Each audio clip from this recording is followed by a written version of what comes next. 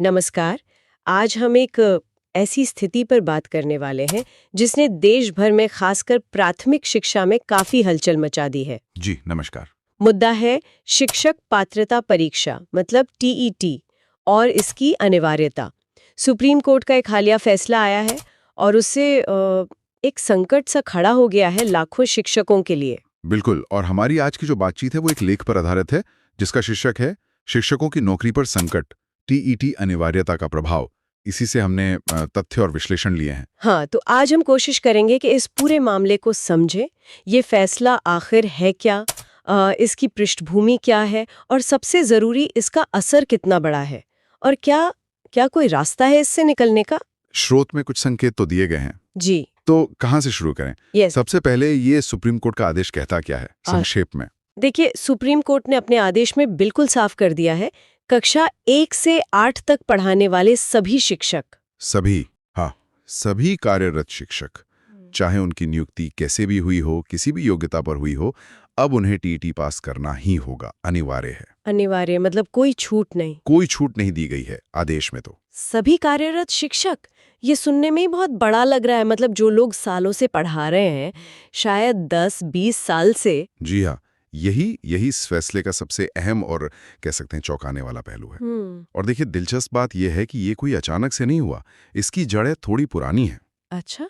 हाँ, खासकर जो मानव संसाधन विकास मंत्रालय था पहले, अब शिक्षा मंत्रालय, उन्होंने 3 अगस्त 2017 को एक संशोधन या कहीं अधिसूचना जारी की थी। 2017 में? उसमें क्या था? उसमें साफ साफ सभी राज्यों को ये निर्देश था कि 31 मार्च 2019 तक 2019 तक? हाँ, 2019 तक कक्षा 1 से 8 के सभी शिक्षकों को टीईटी पास करनी होगी, अनिवार्य रूप से। एक तरह से डेडलाइन थी वो। लेकिन 2019 तो वो तो कब का बीत गया। तो फिर उस नोटिस का क्या हुआ? राज्यों ने कुछ किया? बस यहीं पर कहानी में एक मोड़ आता है। जो हमारा स्रोत है वो बताता है कि उस 2017 वाली अधिसूचना पर केंद्र या राज्य सरकारों ने कोई खास तेजी नहीं दिखाई। मतलब उसे गंभीरता से नहीं लिया? ऐसा ही लगता है। या शायद उसे लागू करने में जो मुश्किलें थीं उन्हें नजरअंदाज कर दिया गया। तो फिर ये मामला सुप्रीम कोर्ट कैसे पहुंच गया अगर सरकारें गंभीर नहीं थीं तो? अजीब बात है, मामला असल में सीधे सीधे सभी शिक्षकों के लिए टीईटी का नहीं था। अच्छा। नहीं, ये कोर्ट पहुंचा था प्रमोशन में टीईटी की जरूरत को लेकर, मतलब पदोन्नति के लिए टीईटी जरूरी हो या नहीं। ओके। लेकिन सुनवाई के दौरान कोर्ट ने उसी 2017 वाली अधिसूचना को पकड़ लिया और कहा कि भाई ये टीईटी की अनिवार्यता सिर्फ प्रमोशन के लिए क्यों, ये तो कक्षा 1 से 8 पढ़ा रहे सभी कार्यरत शिक्षकों के लिए लागू होनी चाहिए, जैसा कि 2017 में कहा गया था। अरे, मतलब एक छोटे दायरे का मामला जी इतने बड़े फैसले में बदल गया, जी वो भी सरकार की ही एक पुरानी अधिसूचना के आधार पर, जिस पर किसी ने ध्यान नहीं दिया था। जी हाँ, बिल्कुल। ये तो वाकई हैरान करने वाली बात है। बिल्कुल। अब आते हैं इसके असर पर। ये फैसला आ तो गया, लेकिन कितने शिक्षकों पर असर डाल रहा है? स्रोत में कुछ आंकड़े हैं इसके? असर बहुत ही ज्यादा बड़ा है।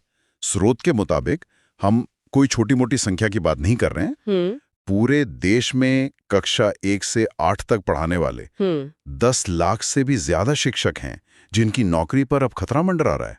10 लाख? जी ये संख्या तो बहुत ज्यादा है। ये तो पूरे शिक्षा तंत्र को हिला सकती है। बिल्कुल। क्या किसी राज्य विशेष का भी जिक्र है स्रोत में? हाँ, उत्तर प्रदेश का जिक्र है।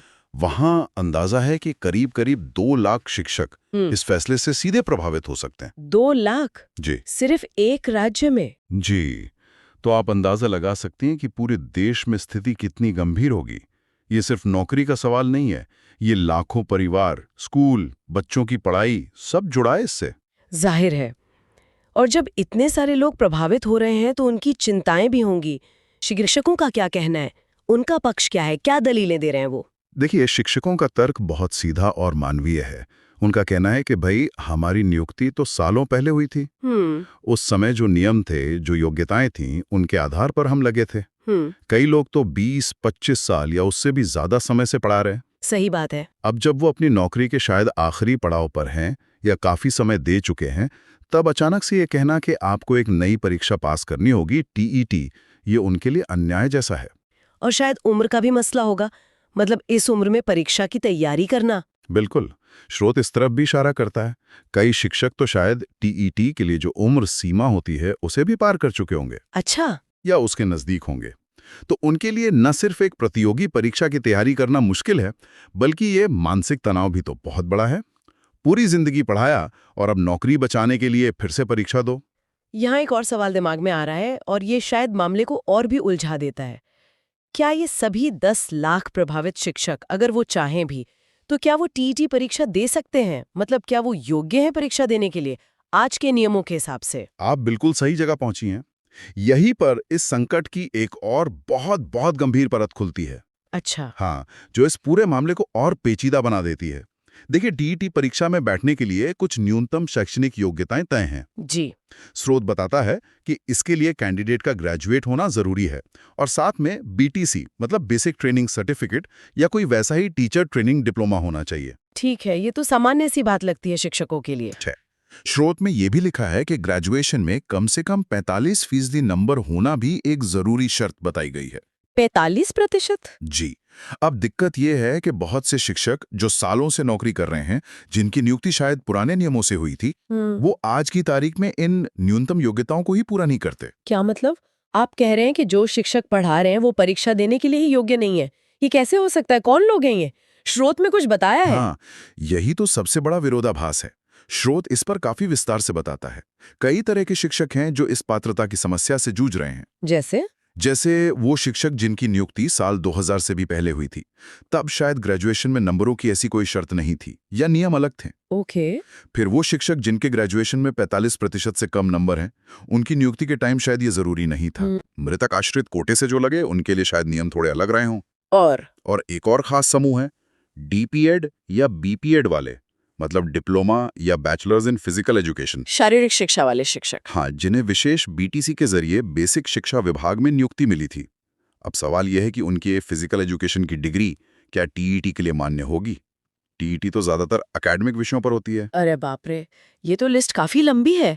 इसका मतलब ये हुआ कि एक बहुत बड़ी संख्या में शिक्षक तकनीकी तौर पर परीक्षा में बैठ ही नहीं सकते, भले ही सुप्रीम कोर्ट कह रहा है कि परीक्षा पास करो। बिल्कुल, यही वो जमीनी हकीकत है जिसे शिक्षक संगठन सामने ला रहे हैं।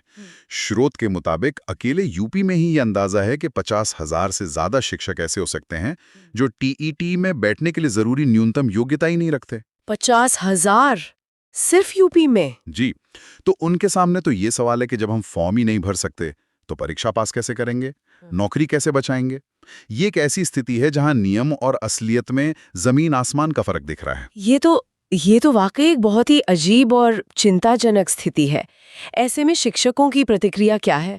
वो क्या करें, विरोध कर रहे हैं? जाहिर है शिक्षक और उनके जो संगठन हैं वो इस फैसले से बहुत नाराज हैं, चिंतित हैं और वो चुप नहीं बैठे। स्रोत बताता है कि फैसले के खिलाफ विरोध प्रदर्शन शुरू हो गए हैं। उत्तर प्रदेश में प्रदर्शन हुए हैं और जब ये लेख लिखा गया था तब 16 सितंबर को एक बड़े राज्यव्यापी प्रदर्शन की भी योजना थी। अच्छा। तो इन प्रदर्शनों में उनकी मांग क्या है? क्या चाहते हैं वो? मांग बिल्कुल सीधी और साफ है। जो शिक्षक पहले से काम कर रहे हैं, खासकर वो जो सालों से पढ़ा रहे हैं और टीईटी लागू होने से पहले नियुक्त हुए थे, हाँ, उनके लिए टीईटी की ये नई अनिवार्यता खत्म की जाए।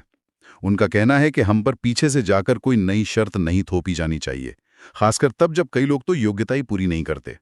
वो इसे अपने सेवा के अधिकार का हनन मान रहे हैं। सही बात है। स्थिति इतनी जटिल है तो सवाल ये उठता है कि क्या इसका कोई हल निकल सकता है? क्या स्रोत में किसी समाधान या रास्ते का जिक्र है? हाँ, स्रोत कुछ संभावनाओं की तरफ इशारा जरूर करता है। हालांकि ये साफ है कि अभी कुछ पक्का नहीं है, स्थिति बहुत अनिश्चित है। कुछ मुख्य रास्ते जो नजर आ रहे हैं वो ये हैं। पहला, सुप्रीम कोर्ट खुद पुनर्विचार करे। क्या ऐसा हो सकता है? हो सकता है। स्रोत में ऐसी खबरों का जिक्र है कि सरकार शायद सुप्रीम कोर्ट में पुनर्विचार याचिका मतलब रिव्यू पिटिशन डालने का सोच रही है। अगर कोर्ट उसे मान लेती है तो शायद कुछ राहत मिले। ठीक है, ये एक रास्ता हुआ। और दूसरा है सरकारी हस्तक्षेप, मतलब केंद्र और राज्य सरकारें कुछ करें, शायद इस मानवीय संकट को देखते हुए कोई प्रशासनिक या नीतिगत फैसला लें। अब वो क्या होगा ये कहना मुश्किल है। तीसरा, एक ज्यादा ठोस रास्ता सुझाया गया है, लेकिन वो शायद राजनीतिक इच्छा शक्ति पर निर्भर करेगा।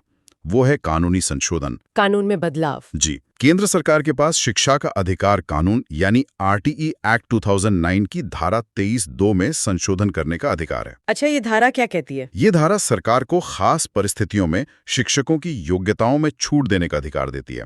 तो स्रोत ये बताता है कि सरकार इस धारा का इस्तेमाल करके जो शिक्षक 2011 से पहले नियुक्त हुए थे, जब आरटीई लागू हुआ, उन्हें टीईटी से छूट दे सकती है। ओह, तो ये एक बड़ा कदम हो सकता है। क्या इससे समस्या पूरी हल हो जाएगी? शायद पूरी तरह नहीं। स्रोत ये भी कहता है कि हो सकता है इस छूट से नौकरी तो बच जाए, लेकिन भविष्य में प्रमोशन के लिए शायद फिर भी टीईटी देनी पड़े। अच्छा। पर कम से कम मौजूदा नौकरी तो बच सकती है। लेकिन ये सब इस पर निर्भर करेगा कि सरकार ये संशोधन करती है या नहीं, और करती है तो कैसे। ठीक है, और कोई संभावना? चौथी संभावना ये है कि सरकार सुप्रीम कोर्ट के आदेश के मुताबिक एक अलग से विस्तृत अधिसूचना या कोई स्पष्टीकरण जारी करे। हो सकता है उस अधिसूचना में उन शिक्षकों के लिए कोई खास प्रावधान हो जो योग्यता पूरी नहीं करते, या फिर पूरी प्रक्रिया को लागू करने के लिए कुछ और समय दिया जाए। ये सब तो संभावित रास्ते हैं जिनमें काफी अगर मगर है।